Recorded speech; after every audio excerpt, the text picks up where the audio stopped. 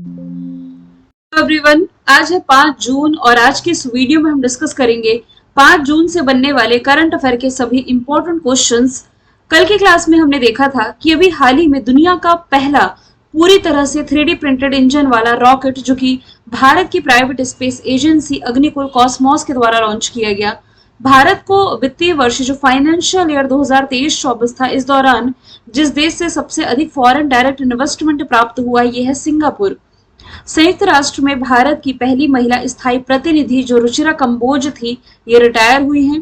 विश्व साइकिल दिवस 3 जून को मनाया जाता है। ब्लूमबर्ग बिलियनर्स इंडेक्स में एशिया के सबसे अमीर व्यक्ति गौतम अडानी बने। जैसा कि मैंने कहा था, ये रैंकिंग कभी भी चेंज हो सकती है। अभी शेयर मार्केट में भारी गिरावट देखने को मिली है, तो इसे आप कंफर्म न माने। लोकसभा चुनाव 2024 में कितने करोड़ भारतीयों ने वोट देकर के वर्ल्ड रिकॉर्ड बनाया है? 64.2 करोड़ लोगों ने। UEFA champions league real Madrid ने जीती है। पीरियड्स में अवकाश नीति प्रारंभ करने वाला पहला हाईकोर्ट बना है सिक्किम हाईकोर्ट। तंबाकू नियंत्रण के लिए ब्रांड एम्बेसडर के रूप में पीवी सिंधु को चुना गया है। और साउथ अमेरिकी कंट्री ब्राजील पहली बार फीफा वुमेन्स वर्ल्ड कप 2027 में होस्ट करने जा रही है। देखिए, अभी कल ही यानी कि 4 जून को लोकसभा के अभी जो इलेक्शंस हुए थे, इसके चुनाव घोषित हुए हैं। इसका कंप्लीट वीडियो मैं आपको कल प्रोवाइड कराऊंगी, क्योंकि देखिए अभी कुछ भी हो सकता है। सभी की निगाहें नीतीश कुमार पर टिकी हुई है। तो क्या क्या फैक्ट्स बन सकते हैं, कौन कहां से जीता, कौन कहां से हारा, ये पूरा चार्ट मैं आप लोगों को कल प्रोवाइड कराने वाली हूँ। ठीक है, आज हम इंपॉर्टेंट करंट अफेयर के क्वेश्चन देखें तो गाजा संघर्ष के बीच किस देश ने इजरायली पासपोर्ट धारकों पर बैन लगाया है? तो ये बैन रिसेंटली लगाया गया है पड़ोसी मालदीव के द्वारा। ऑप्शन नंबर बी इसका राइट आंसर हो जाएगा। गाजा संघर्ष पर बढ़ते जन आक्रोश के जवाब में जो मालदीव सरकार है, इसने इजरायली नागरिकों को देश में प्रवेश करने से रोक दिया है। और अपने आलीशान रिसोर्ट्स के लिए प्रसिद्ध जो मालदीव है, इसने कह दिया है कि जिनके पास भी ये जो इजरायली पासपोर्ट होगा, इन्हें हम अपनी कंट्री में अलाउ नहीं करेंगे।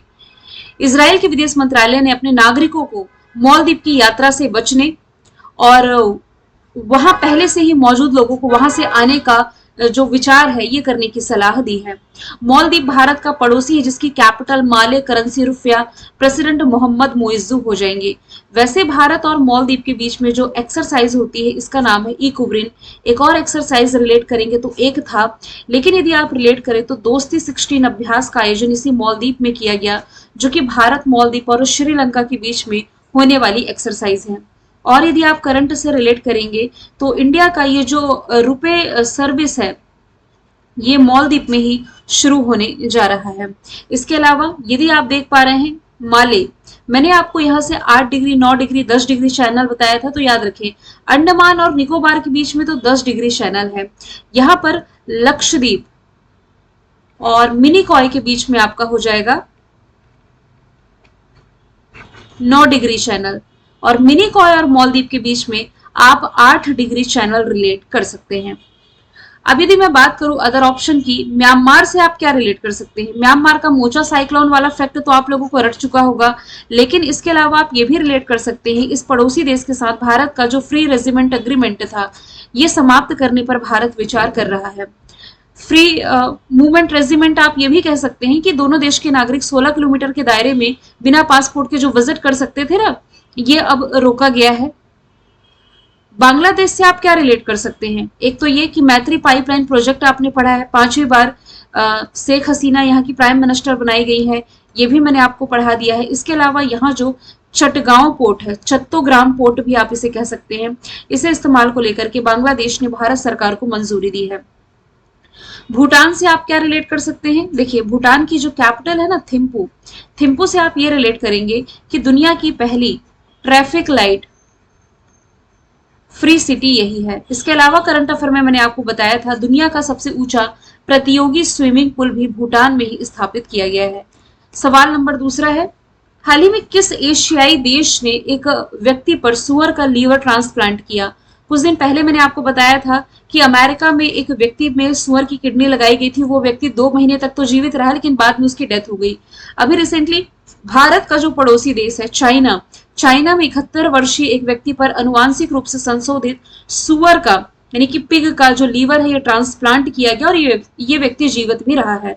तो रिसर्चर्स को ये आशा है कि ये जो जेनर ट्रांसप्लांटेशन है ये अंगदाता की कमी का समाधान प्रदान कर सकता है। अब यदि मैं बात करूं चाइना की, ये भारत के कंधे पर बैठा हुआ है, मैक मोहन लाइन के माध्यम से भारत से सेपरेट होता है। इसकी कैपिटल हो जाएगी बीजिंग, और बीजिंग में आप पढ़ते हैं संघाई कॉरपोरेशन ऑर्गेनाइजेशन का मुख्यालय। ये वही संघाई कॉरपोरेशन ऑर्गेनाइजेशन है जिसका नवा मेंबर कंट्री बना है ईरान। क्या भारत एससीओ का मेंबर है? बिल्कुल, भारत एससीओ का मेंबर हो जाएगा। Currency renminbi president C Jinping exercise hand in hand है। एशिया की सबसे लंबी रिवर यांगशी यहीं से प्रवाहित होती है। ये लास्ट टाइम मैंने चाइना के फैक्ट्स रिवाइज कराए हैं आपको, अब ये सारे फैक्ट्स मैं चेंज कर दूंगी, मतलब स्टैटिक तो रहेगा। मेरा पर्पस ये रहता है एक बार आपको रट जाए, रटने के बाद फिर हम नए फैक्ट्स ऐड करें। तो दुनिया का सबसे तेज इंटरनेट चाइना ने लॉन्च किया, सबसे गहरी भूमिगत प्रयोगशाला इसने बनाई, और मिथेन बेस्ड दुनिया का पहला रॉकेट जिसका नाम था जूके 2, ये भी चाइना ने ही लॉन्च किया था। यदि मैं अदर ऑप्शन की बात करूं तो जापान, जिसने अभी हाल ही में 6G डिवाइस पेश की है। नेपाल की यदि मैं बात करूं तो समलैंगिक विवाह को रजिस्टर करने वाला दक्षिण एशिया का पहला देश ये नेपाल ही बना है। प्राइम मिनिस्टर नरेंद्र मोदी को भूटान ने ही अपने हाईएस्ट सिविलियन ऑनर से अभी लास्ट ईयर ही सम्मानित किया था। सवाल नंबर तीसरा है, हाल ही में किस भारतीय क्रिकेटर ने क्रिकेट के सभी फॉर्मेट से संन्यास लिया है? देखिए, आईपीएल के तुरंत बाद ही जो दिनेश कार्तिक है, इन्होंने आईपीएल से संन्यास की घोषणा करी थी, लेकिन अभी रिसेंटली इन्होंने क्रिकेट के सभी फॉर्मेट से संन्यास की घोषणा कर दी है। कार्तिक के क्रिकेट करियर के आंकड़ों में 26 टेस्ट हैं, 94 ओडीआई है, 60 टी20 इंटरनेशनल है, और 257 आईपीएल मैचेस इनमें खेले हुए हैं इन्होंने, और अब ये सभी फॉर्मेट से संन्यास ले रहे हैं। महेंद्र सिंह धोनी ने अभी आईपीएल से संन्यास नहीं लिया है, बाकी ये इंटरनेशनल क्रिकेट से संन्यास ले चुके हैं, और इन्हीं के नाम से जर्सी नंबर 7 रिटायर की गई है। सवाल नंबर चौथा है, हाल ही में मैक्सिको की पहली महिला राष्ट्रपति कौन बनी है? तो ये रिसेंटली बन गई है Claudia Sheinbaum. Option number D इसका राइट आंसर हो जाएगा। तो मैक्सिको ने अपने 200 साल के इतिहास में पहली बार एक महिला राष्ट्रपति चुनी है। अभी जून के महीने में यहाँ पर नए राष्ट्रपति और इसके अलावा 20,000 से अधिक राजनीतिक पदों पर, जिसमें मैक्सिको की संसद के, निचले सदन के और सीनेट तथा क्षेत्रीय और नगर पालिका कार्यालयों की सीटें शामिल थी, यहाँ पर अभी चुनाव संपन्न हुए हैं। तो ये जो क्लाउडिया शेनबाम है, ये अक्टूबर 2024 को मैक्सिको के राष्ट्रपति के रूप में शपथ ले लेंगी।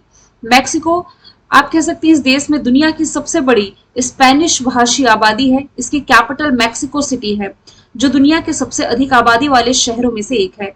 आप यदि देखें, इसकी कैपिटल पेसो है, माफ कीजिएगा, कैपिटल इसकी मैक्सिको सिटी है, currency Mexican peso. Lopez Obrador वर्तमान में अभी तो राष्ट्रपति हैं, अक्टूबर से क्लाउडिया बन जाएंगी। आप यदि देख पा रहे हैं ना, तो मैक्सिको के जस्ट ऊपर में अमेरिका की लोकेशन है। तो मैक्सिको और अमेरिका को सेपरेट करने वाली जो लाइन है, ये आप कह सकते हैं एक अंतरराष्ट्रीय सीमा बनाती है। इस रिवर का नाम हो जाएगा रियो ग्रैंडे रिवर, जो कि अंत में जाकर के गल्फ ऑफ मैक्सिको में गिर जाती है। मैं आपको ये भी बता दूं कि जो मैक्सिको है, यहाँ पर अभी हाल ही में दुनिया का सबसे गहरा डार्क ब्लू होल ये भी खोजा गया है। करंट अफेयर का फैक्ट ये रहा है। आपको मालूम है कि अमेरिकी नागरिकता प्राप्त करने के मामले में भारत दूसरे स्थान पर है। अमेरिकी नागरिकता प्राप्त करने वाला जो देश टॉप पर है, ये मैक्सिको हो जाएगा। करंट अफेयर में मैंने आपको पढ़ाया था। शेख हसीना, ये पड़ोसी बांग्लादेश की 5वीं बार प्रधानमंत्री बनी है। सामिया सुलुहू, ये है तंजानिया की राष्ट्रपति, भारत के दौरे पर थी। जेएनयू ने इन्हें मानद उपाधि से सम्मानित किया। ऑप्शन सी में मैंने आज क्लाउडिया गोल्डन क्यों लिखा है? आप लोगों को कंफ्यूज करने के लिए, क्योंकि यदि आप देखें तो ऑप्शन सी में भी क्लाउडिया है, ऑप्शन डी में भी क्लाउडिया है। आपको मालूम होना चाहिए, करंट अफेयर में मैंने आपको बताया था कि अर्थशास्त्र के क्षेत्र का जो नोबेल पुरस्कार है 2023 वाला, ये क्लाउडिया गोल्डन ने ही जीता था। सवाल नंबर 5वां है, हल्ला टॉमस डॉटर किस देश के राष्ट्रपति चुनाव जीती हैं? तो ये रिसेंटली राष्ट्रपति बन गई है आइसलैंड की। ऑप्शन नंबर ए इसका राइट आंसर हो जाएगा। व्यवसायी और निवेशक हेला टॉमस डॉटर ये आइसलैंड की राष्ट्रपति चुनी गई है। इस प्रतिस्पर्धी दौड़ में 34.3% वोट के साथ ये शीर्ष उम्मीदवार महिलाओं की लिस्ट में आगे निकल गई है। आइसलैंड का आज मैंने मैप ऐड नहीं किया, मैं सोची कुछ करंट के फैक्ट यदि आपको रिलेट करके बता सकूं। देखिए, ग्लोबल पीस इंडेक्स जो 2023 का रिलीज किया गया था ना, दुनिया में सबसे शांत देश जिसे बताया गया है, ये है आइसलैंड ही। इसमें इंडिया की रैंकिंग ये रही है 126। इसके अलावा आप ये भी रिलेट कर सकते हैं, वर्ल्ड इकोनॉमिक फोरम के द्वारा जो जेंडर गैप रिपोर्ट रिलीज किया जाता है, जेंडर गैप रिपोर्ट में जो देश टॉप पर है ये आइसलैंड ही हो जाएगा, इसमें इंडिया की रैंकिंग हो जाएगी 127। फ्रांस के सबसे युवा प्रधानमंत्री यदि आप रिलेट करेंगे ना तो ये गैब्रियल अटल बनाए गए हैं, जबकि यहाँ के राष्ट्रपति हो जाएंगे इमैनुअल मैक्रोन। ब्रिटेन के प्राइम मिनिस्टर भारतीय मूल के हैं, कंजर्वेटिव पार्टी के ऋषि सुनक। और जर्मनी में आप जानते हैं चांसलर का पद होता है, तो वर्तमान में आप कहें यदि जर्मनी के चांसलर कौन कौन है तो ये हो जाएंगे ओलाफ जोल्फ। नेक्स्ट चलते हैं, सवाल नंबर 6वां है, दक्षिण कोरिया किस देश के साथ 2018 में जो सैन्य समझौता कर रखा था इसे निलंबित करने जा रहा है? तो साउथ कोरिया ने नॉर्थ कोरिया के साथ ये जो सैन्य समझौता किया था ये इसे निलंबित करेगा और रद्द करने की तैयारी भी कर रहा है। देखिए इसे मैं आपको इजी लैंग्वेज में समझा देती हूँ कि नॉर्थ कोरिया और साउथ कोरिया इन दोनों देशों की तो वैसे ही नहीं बनती है, तो ये फैसला तब लिया गया जब जो उत्तर कोरिया है ना, यदि जस्ट इसके ऊपर आप देख पा रहे हैं उत्तर कोरिया और दक्षिण कोरिया को 38 पैरेलल लाइन सेपरेट करती है, 38वीं समानांतर रेखा जो कि सेपरेट करती है, दोनों देशों की बनती है नहीं। तो उत्तर कोरिया ने दक्षिण कोरिया में कचरे से भरे गुब्बारे उड़ाए हैं, है ना, और ऐसा कहा गया कि ये जो कचरे से भरे विशाल सैकड़ों गुब्बारे इस देश में छोड़े गए, यानी कि छोड़ा गया है नॉर्थ कोरिया की कैपिटल प्योंगयांग से यहाँ साउथ कोरिया में छोड़ा गया है, जिससे कि यहाँ पर जीपीएस सिग्नल को अवरुद्ध करने का आरोप भी लगाया गया। तो इन दोनों देशों ने एक तरह का शांति समझौता जो 2018 में कर लिया था इसे ये रद्द करने जा रहे हैं, जो सैन्य समझौता था इसे रद्द करने की तैयारी में है। समझौते को निलंबित करने से साउथ कोरिया को सीमा क्षेत्र प्रशिक्षण फिर से शुरू करने और किसी भी उकसावे के खिलाफ ही तुरंत एक्शन ले सकता है, अब इसे अलाउ होगा, क्योंकि ये फैसला जो किया गया था ये ऑलरेडी रद्द हो जाएगा, तो इस अग्रीमेंट को अभी कंट्री नहीं मानेगी। साउथ कोरिया की capital Seoul, currency won, prime minister Han Duck Soo हो जाएंगे और प्रेसिडेंट यून सुक योल है। साउथ कोरिया ये खुद का स्पेस एजेंसी बनाने जा रहा है और 2045 तक मार्स पर जाने का इसका लक्ष्य भी है। हांगकांग और सिंगापुर इसने एमडीएच और एवरेस्ट के कुछ प्रोडक्ट्स को बैन किया था क्योंकि इसमें हानिकारक कैंसर कारक पदार्थ पाने जाने की पॉसिबिलिटी बताई गई थी। जापान से बुलेट ट्रेन, भारत में पहली बार बुलेट ट्रेन चलेगी, जापान के सहयोग से अहमदाबाद से मुंबई को कनेक्ट करेगी। लेकिन जापान के कुछ एडिशनल फैक्ट यदि आप रिलेट करें तो सुल्तान अजलन शाह ट्रॉफी जो कि हॉकी से रिलेटेड ट्रॉफी है, ये रिसेंटली जापान ने जीती है पाकिस्तान को पेनल्टी शूटआउट में हरा करके। सवाल नंबर 7वां है, एशिया प्रशांत क्षेत्र की प्रमुख रक्षा बैठक कहां संपन्न हुई? ये रिसेंटली संपन्न हुई है सिंगापुर में। ऑप्शन नंबर ए इसका राइट आंसर हो जाएगा। इसका 21वां संस्करण था, 2 जून 2024 को ये समाप्त हुआ है। इसमें एशिया पैसिफिक रीजन के जो भी कंट्रीज हैं और दुनिया के अन्य हिस्सों के 100 से अधिक प्रतिनिधियों ने पार्टिसिपेट किया है। ये संवाद एशिया पैसिफिक में सबसे गंभीर सुरक्षा चुनौतियों पर चर्चा करने, द्विपक्षीय चर्चाओं में शामिल होने के लिए रक्षा मंत्री हो गए, वरिष्ठ अधिकारी हो गए, गैर सरकारी हितधारक हो गए, इनके सहित विशेषज्ञों को एक मंच प्रदान करता है। सिंगापुर की capital Singapore city, currency dollar, prime minister Lawrence Wong recently बनाए गए हैं। 4 दिन का वर्क वीक लाने वाला एशिया का पहला देश ये सिंगापुर ही हो जाएगा। सिम्बेक्स एक्सरसाइज है जो कि भारत और सिंगापुर के बीच में आयोजित की जाती है। यूएई ने लास्ट ईयर कोप 28 होस्ट किया है।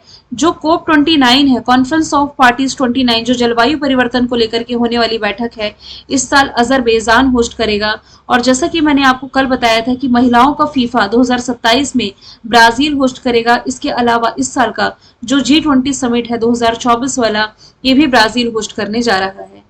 सवाल नंबर 8वां है, हाल ही में किस देश का चांग E6 मिशन चंद्रमा के सुदूर हिस्से में सफलतापूर्वक लैंडिंग कर गया है? तो मैंने बताया था कि चाइना के द्वारा चंद्रमा के सुदूर हिस्से में मिट्टी के सैंपल के लिए चांग मिशन ये लॉन्च किया गया, अभी सफलतापूर्वक लैंड कर गया है, जिसका पर्पस है कि सबसे पुराने चंद्र बेसिन के चट्टान के नमूने जुटा करके वापस पृथ्वी पर आना। यदि ये वापस आ गया, अभी तो लैंड हुआ सफलतापूर्वक, यदि ये वापस आ गया तो ऐसी उपलब्धि हासिल करने वाला ये दुनिया का पहला देश बन जाएगा। जबकि भारत जो है ये चंद्रमा पर जाने वाला 4था देश, जापान चंद्रमा पर जाने वाला 5वां देश बना था। रही बात चाइना की, तो जैसे मैंने कहा चाइना के फैक्ट ये जो स्टैटिक है ये तो भले आपको रिपीट दिखेंगे, करंट के फैक्ट अब मैं सारे ही अपडेट कर दूंगी वही फैक्ट्स है जो कि ऑलरेडी मैंने आपको बता रखे हैं। अमेरिका का एक मिशन रिलेट कर सकते हैं, नासा के द्वारा पृथ्वी के ध्रुवीय क्षेत्र का अध्ययन करने के लिए एक मिशन लॉन्च किया गया है जिसका नाम है प्रेफायर मिशन। सवाल है, हाल ही में 8 लाख करोड़ का बाजार पूंजीकरण पार करने वाली 7वीं कंपनी कौन बनी है? तो ये रिसेंटली बन गई है state bank of India, SBI. Bharat का सबसे बड़ा कमर्शियल बैंक है जिसने कि 8 लाख करोड़ का बाजार पूंजीकरण हासिल किया है। इसके पहले देखिए, रिलायंस इंडस्ट्रीज लिमिटेड है, Tata consultancy service, HDFC bank है, भारतीय एयरटेल है, इंफोसिस है, आईसीआईसीआई बैंक, इनकी कैटेगरी में अब एक और कंपनी एसबीआई शामिल हो गई है। स्टेट बैंक ऑफ इंडिया की यदि मैं बात करूं तो 1 जुलाई को ये अपना स्थापना दिवस मनाता है। 1 जुलाई 1955 में इसकी स्थापना की गई थी। मुंबई महाराष्ट्र में इसका हेडक्वार्टर हो जाएगा और वर्तमान में जो इसके अध्यक्ष हैं ये हो जाएंगे दिनेश कुमार खारा। आपको ये भी मालूम होना चाहिए कि वर्तमान में एसबीआई के ब्रांड एम्बेसडर कौन है? ये कुछ समय पहले ही बनाए गए हैं, महेंद्र सिंह धोनी। और यदि मैं अदर ऑप्शन की बात करूं तो लक्षद्वीप में ब्रांच ओपन करने वाला जो पहला भारत का प्राइवेट बैंक बना है ये बना है एचडीएफसी बैंक। अभी हाल ही में टाइम मैगजीन के द्वारा दुनिया में टॉप 100 प्रभावशाली कंपनीज की लिस्ट जारी की गई थी, जिसमें कि 2 भारतीय कंपनीज को टॉप 100 में रखा गया है, रिलायंस इंडस्ट्रीज लिमिटेड और टाटा ग्रुप को। लास्ट का क्वेश्चन मैंने रिविजन कर रखा है। अभी हाल ही में बांग्लादेश और पश्चिम बंगाल में एक उष्णकटिबंधीय तूफान ने दस्तक दी और इसका नाम हो जाएगा रेमल। आप ये भी याद रखें कि इसका नामकरण किसके द्वारा किया गया है? नामकरण किया गया है ओमान के द्वारा। इसकी चेतावनी जारी की गई है आईएमडी, इंडियन मेट्रोलॉजिकल डिपार्टमेंट के द्वारा, जिसकी स्थापना 1875 में की गई। दिल्ली में मुख्यालय। मृत्युंजय महापात्र वर्तमान में इसके महानिदेशक हैं। मोचा साइक्लोन से प्रभावित था म्यांमार, जिसका नामकरण किया गया था यमन के द्वारा। जैस्पर से लास्ट ईयर प्रभावित था ऑस्ट्रेलिया और बिपरजॉय, इसका नामकरण ये बांग्लादेश के द्वारा किया गया था। स्टैटिक में हम कुछ राष्ट्रीय संगठन और उनके हेडक्वार्टर देखें तो रिजर्व बैंक ऑफ इंडिया का हेडक्वार्टर मुंबई में है, नाबार्ड का मुंबई में है, SEBI telecom regulatory authority of India. देखिए, सेबी की फुल फॉर्म है security and exchange board of India, telecom regulatory authority of India, BCCI board of control for cricket in India, food safety standard authority of India. तो BCCI का headquarter Mumbai में है, FSSAI का दिल्ली में है, नेस्कॉम का है नोएडा में, इंडियन स्पेस रिसर्च ऑर्गेनाइजेशन का बैंगलोर में, एसबीआई का मुंबई में, डिफेंस रिसर्च डेवलपमेंट ऑर्गेनाइजेशन का दिल्ली में, सेंट्रल ब्यूरो ऑफ इन्वेस्टिगेशन का दिल्ली में। मैंने कल आपसे पूछा था वन नेशन वन एरोस्पेस, ये भारत ने लॉन्च किया है, कौन सा मिशन है? मिशन ईशान है। मतलब कि one nation one air space के लिए जो मिशन लॉन्च किया गया मिशन ईशान है। आज का सवाल है बहुराष्ट्रीय सैन्य अभ्यास जिसका नाम है रेड फ्लैग 24, इसका आयोजन किस देश में किया जा रहा है? तो इसका आंसर जो भी है कमेंट बॉक्स में आप बताइएगा। फिर हम मिलेंगे नेक्स्ट वीडियो में। Thank you so much.